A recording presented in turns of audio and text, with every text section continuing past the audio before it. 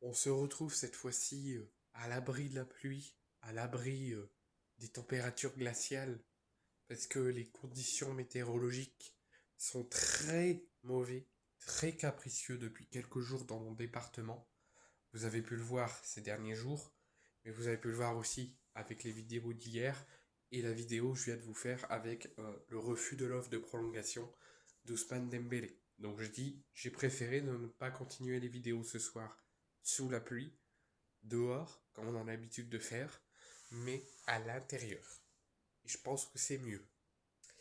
Première chose. Deuxième chose, après cette finale perdue tristement et de façon très qui m'énerve au plus haut point contre le Paris Saint-Germain hier en finale de Trophée des Champions.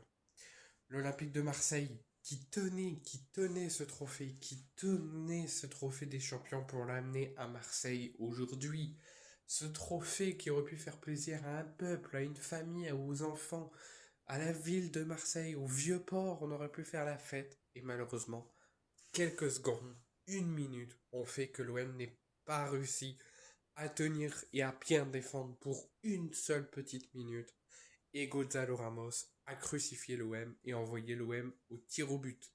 Et l'OM a préparé soi-disant les tirs au but ces derniers jours, les jours qui ont précédé cette finale, mais se sont totalement loupés par leur choix des tireurs et par la manière dont ils ont tiré, se sont totalement loupés dans cette séance de penalty.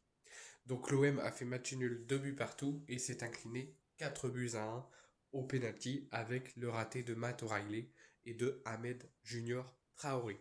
Mais vous pouvez retrouver en visionnant à fond et en partageant et en likant et en communiquant avec moi sur ce débrief, mon débrief du match que j'ai fait hier, que vous pourrez retrouver sur la chaîne. Mais c'est pas ça que j'ai envie de parler. J'ai envie de parler des conséquences de cette finale perdue contre Paris. On entend beaucoup de choses ces dernières heures, ces derniers moments qui nous ont précédé cette finale, notamment les joueurs qui réagissent à ce qu'ils entendent et qui réagissent à la finale. On a entendu Matt O'Reilly qui a réagi concernant cette finale perdue. On a Benjamin Pavard qui a réagi également après cette finale perdue. Et on a Facundo Medina qui ont tous les trois réagi sur leurs réseaux sociaux pour demander pardon aux supporters, pour nous dire qu'ils prennent entièrement confiance qu'était cette finale de Trophée des Champions, à quel point elle était importante pour la ville, pour le peuple, pour les supporters, et que ils nous disent clairement, avec notamment Amin Gouiri, qui se sont donnés à fond, qu'ils ont préparé à fond, qu'ils avaient uniquement ça dans la tête, cette finale, à nous le ramener à Marseille. Et qui s'excusent totalement de s'être loupés sur cette rencontre et d'être totalement passés à côté, qui sont, ils nous disent clairement, qui sont très déçus et très en colère sur eux-mêmes de nous avoir fait ça, d'être passés totalement à côté de cette finale très importante pour la ville et pour le club qui est l'Olympique de Marseille. Et notamment Matt O'Reilly qui a également réagi et demandé le pardon des supporters après son penalty raté lors de la séance de penalty. Donc l'OM commence tout doucement à prendre conscience de leur connerie, commence à prendre conscience de ce qu'ils ont fait sur cette finale et de ce qui va devoir changer pour les prochains jours et les prochaines semaines. L'OM va devoir se battre, l'OM va devoir oublier cette défaite contre Nantes, oublier cette défaite contre Paris et repartir de plus belle, essayer de retrouver l'efficacité, le jeu, la dynamisme, notamment pour ce match contre Bayeux en Coupe de France ou notamment contre Angers le week-end qui suivra ensuite. Donc, et j'ai envie de vous parler d'autre chose également, c'est la réaction de Roberto De Zerbi et de Mehdi Benatia. Roberto De Zerbi, lui, a réagi en conférence de presse en nous disant clairement que Paris est certes la meilleure équipe d'Europe, que Paris a très bien joué, mais que sur ce match, comme ça l'a été en Ligue 1, on méritait de gagner. Et il nous dit, sauf qu'en Ligue 1, on a bien joué, on a mérité de gagner et on l'a fait. Et sur ce match, on méritait encore de gagner, on a mis du caractère, mais on n'a pas gagné. Moi, je suis pas d'accord avec Roberto De Zerbi. Ce que j'ai vu, c'est uniquement du caractère. Du caractère parce qu'on est quand même revenu à 2-1. On a défendu, on s'est pas laissé faire, on s'est pas pris une raclée. On est revenu à 2-1 avant de tout lâcher sur la fin de rencontre et les dernières minutes. Mais moi, j'ai pas vu une équipe qui montrait de l'envie, qui avait envie d'aller chercher le trophée des champions. Moi, j'ai vu de l'envie que sur les 20 dernières minutes. Et quand tu es un peuple marseillais, tu portes ce maillot sur ton torse, tu dois jouer, tu dois rien lâcher, tu dois être en mode guerrier des premières secondes jusqu'aux dernières secondes. Et tu peux pas faire cette manière de défendre, tu peux pas montrer un caractère certes, mais un caractère trop limpide pour espérer arracher quelque chose. Donc oui, j'ai vu mon Olympique de Marseille combattre avec le champion d'Europe.